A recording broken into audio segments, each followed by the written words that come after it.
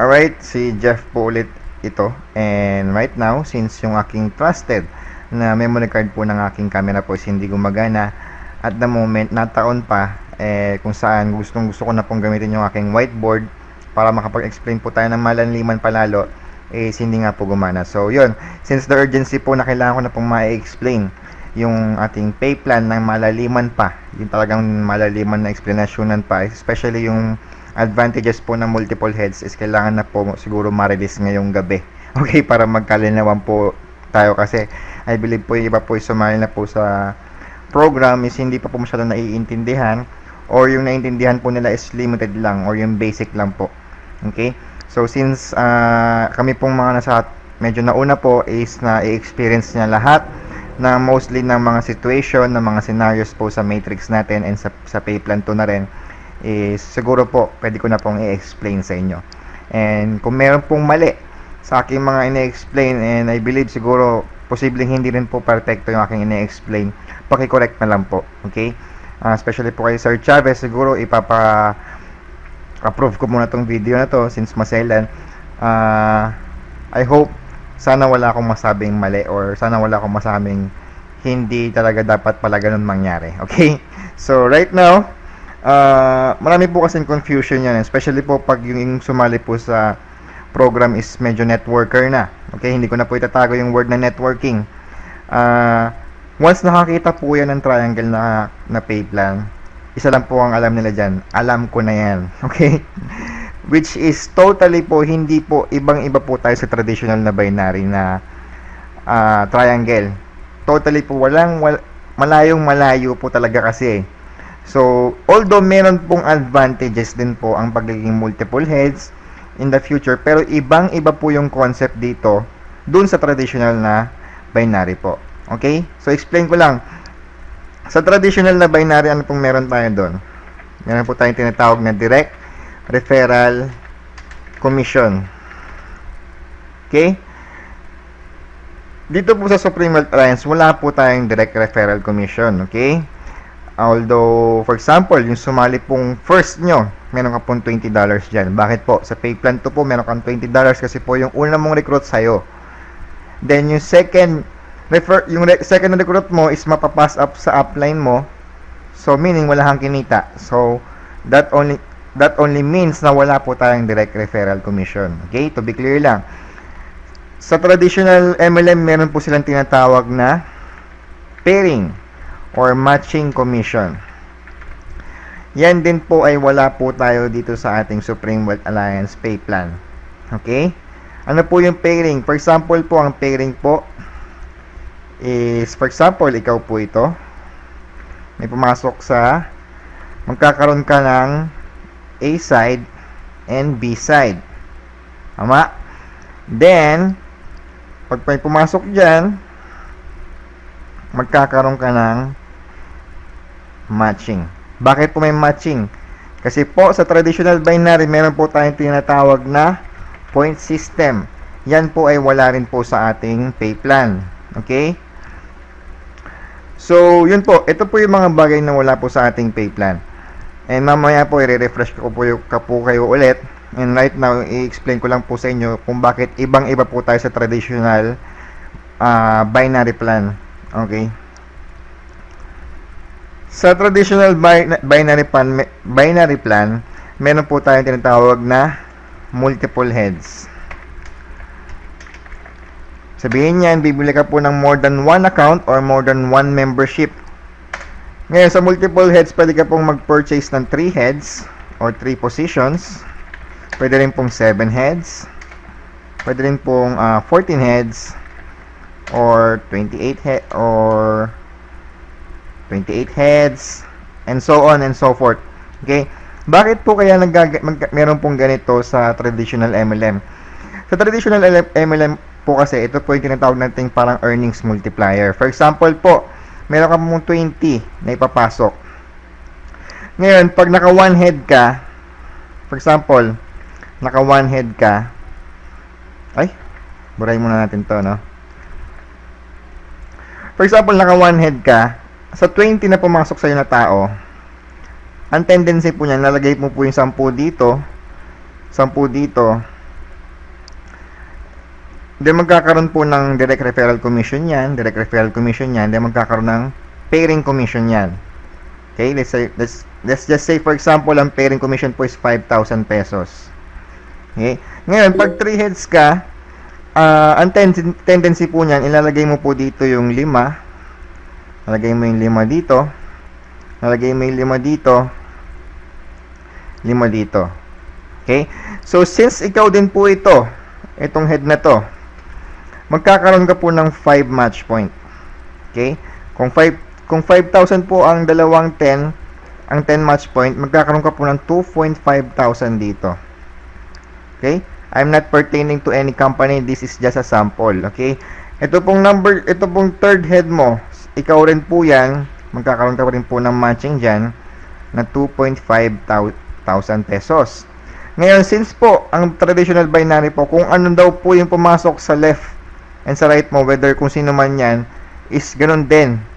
Okay, so ang nangyayari dito po sa A, itong top head na to, magkakaroon ng 10 points dito, magkakaroon ng 10 points dito, magmamatch po yan. So meron siyang 5,000. So ano pong kaibahan ng 1 head sa 3 heads? Meron almost double po ang kaibahan. So yung iba po talaga, since meron naman po silang funds or meron naman po silang pang-invest, nag-i-invest po sila sa mas maraming heads. Dahil sa traditional binary po, mas maraming heads, mas malaki po ang potential. Pero ito, isa lang po ang tamang mindset diyan. Kahit gaano karami po ang heads mo, pag hindi mo po yung trinabaho, hindi mo yan ma-experience ang potential niyan. Okay? So, sa traditional binary natin, meron din po tayong tinatawag na strong leg. Ito po yung pwede ka pong maglagay po ng 100 na tao muna dyan. Ano po yung advantages? Bakit po nagkakaroon ng strong leg? Kasi po pag yung sumasali, napapakita mo po sa kanya yung support. Ang tinatawag na, sige, sagot ko na yung isang side mo. Okay, yun po yung mga ganon. Sa Supreme Wealth Alliance po, wala po tayong tinatawag na strong leg. Although meron po akong version na strong leg doon, pero hindi po pababa. Bakit po? Sa ating pay plan po kasi, ang ating strong leg lang po ay ganyan. Kahit po lagyan ko po ikaw ng downline dyan na 100 o bigyan kita ng 1,000 na tao dito, dyan sa lahat ng yan, ang pakikinabangan mo lang po kung ikaw ito is ito lang po. Ibig sabihin niya, hindi mo mapakinabangan yan kasi magre-rehead ka na dito, wala ka na pakialam dyan. Ang makikinabang po sa 100 na tao dyan, ito po, saka ito po. Okay? So mamaya po, maintindihan nyo po ulit yan. Mamaya babalikan ko po yan. Okay, let's go back to our pay plan. Ano po yung pay plan natin? Meron po tayong dalawang pay plan. Meron po tayong 2x2 matrix. And then meron po tayong infinity pass up, which is 1 line pababa. Okay, let me put in mind to you the word direct referral. This is the most important word sa pay plan po natin. Kasi maraming pong nagkakaroon ng confusion dyan. Like for example po yung pinopropose po ni Mr. Jeffrey Morante na sa Team Japan. Mamaya po i-explain ko kung ano po yung possibles na mangyayari po doon. Okay? So sa pay plan 1, ano po bang kailangan na requirement para kumita po sa pay plan 1? Ang kailangan na requirement para kumita ka sa pay plan 1, mapuno mo lang yung matrix mo.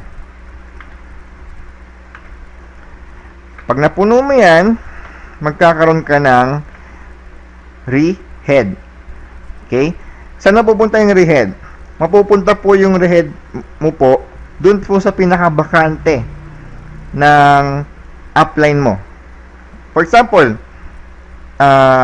meron ka pong na-recruit na isa. Okay? Direct referral mo siya. Again, the word direct referral mo to. So, nagkaroon siya ng cycle, nag-cycle siya, saan po kaya siya pupunta? Dito. Okay? Ngayon, kung nagkataon, wala pa ito. Yung first direct referral niya nag-cycle na, saan po siya pupunta? Dito po. Okay? So, this is you. So, pag nag-rehead ka, this will become you. Okay? Therefore, ay hindi. Hindi pala ikaw yan. This will become number 2. This is number 2.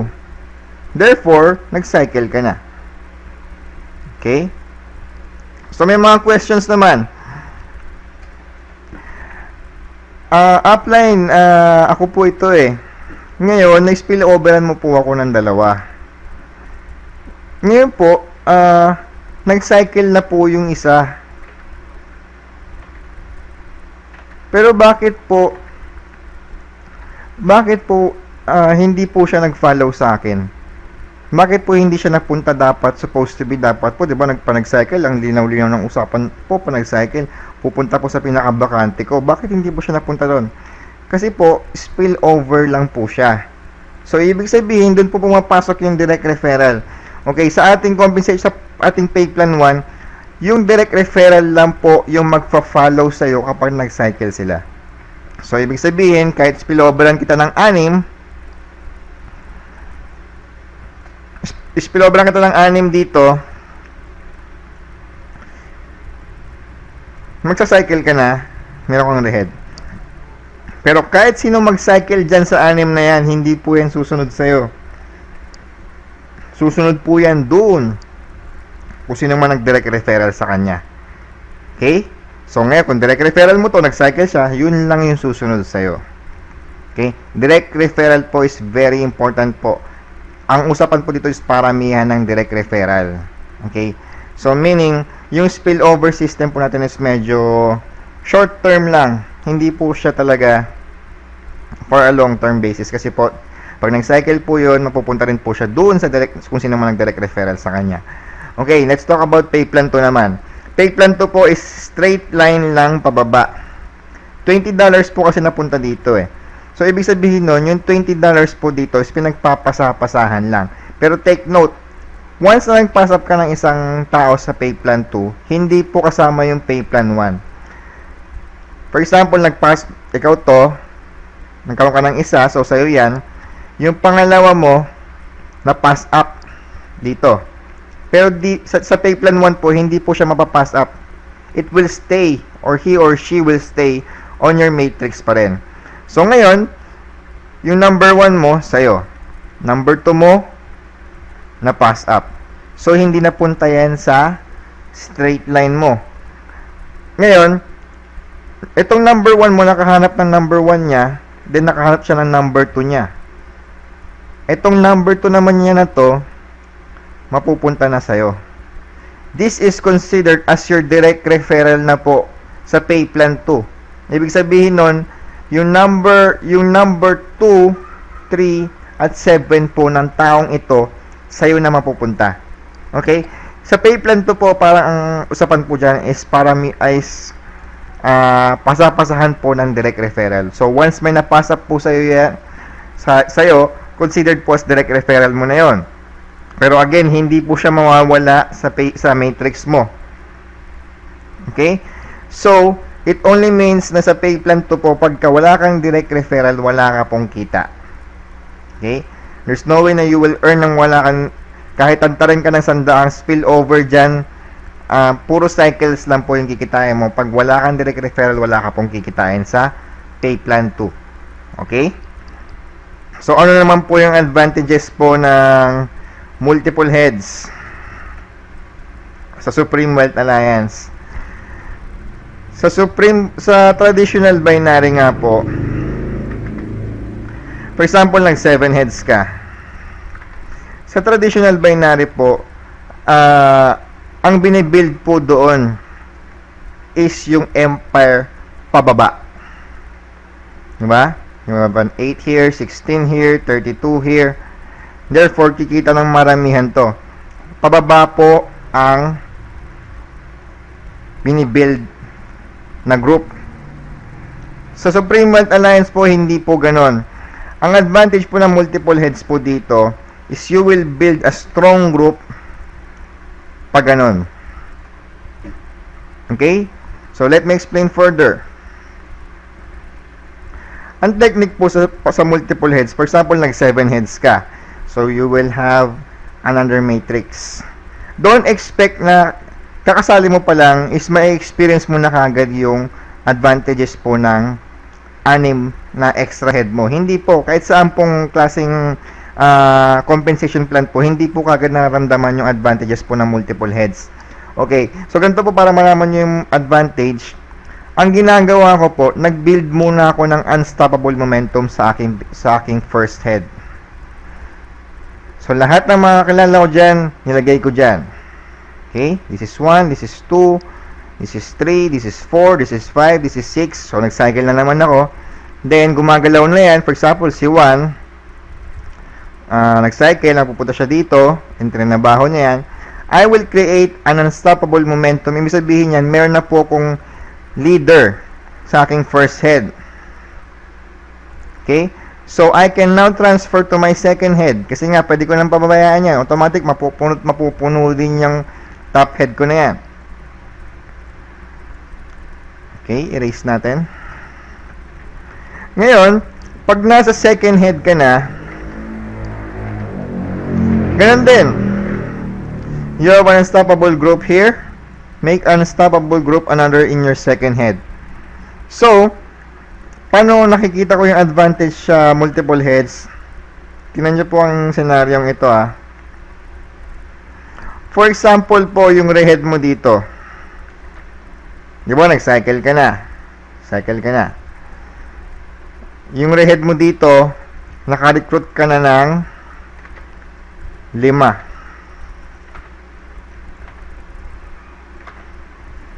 Isa na lang, cycle ka na. Ngayon, itong second head mo, win-work out mo na. So, nag-recruit ka na dito, nag-start ka na ilagay yung mga direct referral sa baba ng second head mo. Itong mga pumapasok na to, naka-direct referral na yan dito. Okay? So, since nag-cycle ka na, for example, wala pa to. So, isa na lang kulang dito, isa na lang din. May pumasok ka ng tao. So, yun. Nag-cycle ka. Since this number 2 is direct referral po ng taong ito, he will follow yung vacant slot po nung itong top head. Ang vacant slot po niya is ito. So, therefore, magsa-cycle siya. Therefore, isang tao lang po yung pumasok, 2 po yung cycle na nangyari. Okay? So, yun po yung scenario ng isa pang Another scenario is, for example, you have 7 heads right here.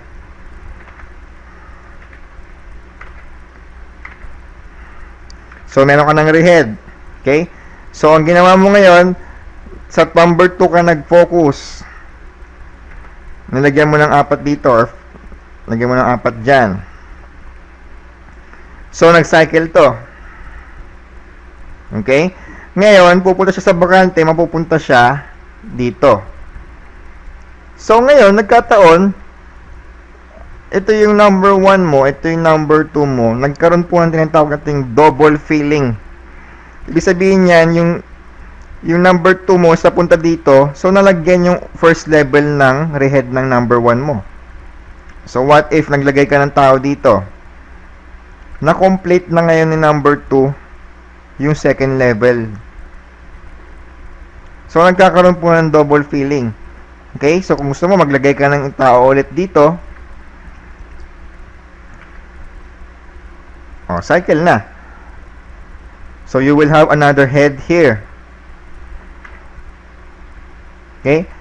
Nagkaroon yung ni-recruit mo dito. Nagtrabaho. Naka-4 dyan. Saan siya pupunta? Pupunta siya ulit dito. So, ngayon, nagkakaroon ng double filling or pagka nasa number 3 ka na, triple filling. For example, number 3 mo nag-cycle. Mapupunta ngayon siya dito. So, nagkakaroon ng advantages yung double filling na tinatawag. Okay? So, at the moment, yan lang muna explain ko. Explain ko rin po muna yung situation naman ni Mr. Jeffrey Morante about Team Japan. Sinasuggest po kasi ni Sir Jeffrey, no? Katukayo. Ito po yung top. Siya po yung founder po ng Team Japan. So, this is not Jeffrey Morante. This is Team Japan. Si Jeffrey Morante po is nandito. Jeffrey Morante, direct referral niya yung Team Japan. Then, ang balak po niyang gawin, maglagay po siya ng Pinoy dito.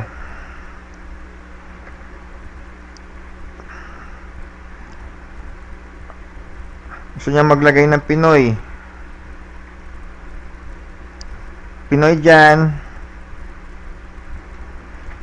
Pinoy dyan. Pinoy dito. Yan. Okay? Therefore, magsa-cycle ngayon yung Team Japan. Okay? So, Team Japan will most likely go here. Kasi nga, direct referral niya direct referral ni Jeffrey Morante yung Team Japan. Okay?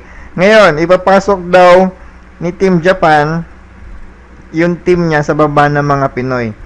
So, in this level, you need 8 people. You need 8 people in this level. So, let's just say, ito po is multiple heads po ni Team Japan. So, nagkaroon ng 1, 2, 3, 4, 5, 6, 7, 8.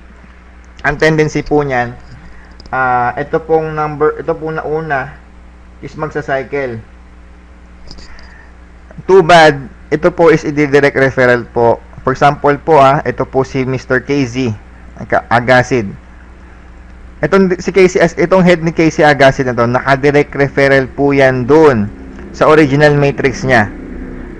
So, now, when this cycle, mapupunta po yung rehead po ni KZ dun po sa original matrix niya. So, if this is Sherlock,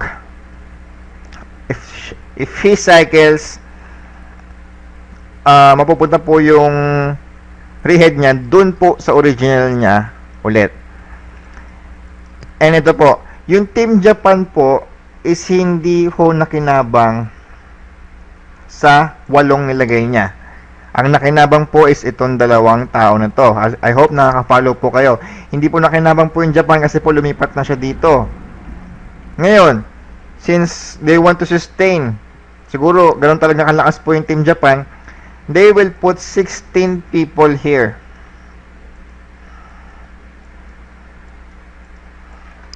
Okay? So therefore, ang makikinabang naman po dyan is etong mga to. Magsa-cycle po ito, magsa-cycle po yan, magsa-cycle po yan, at magsa-cycle po yan. So, hindi po rin siya mapupunta yung rehead niya kay Team Japan.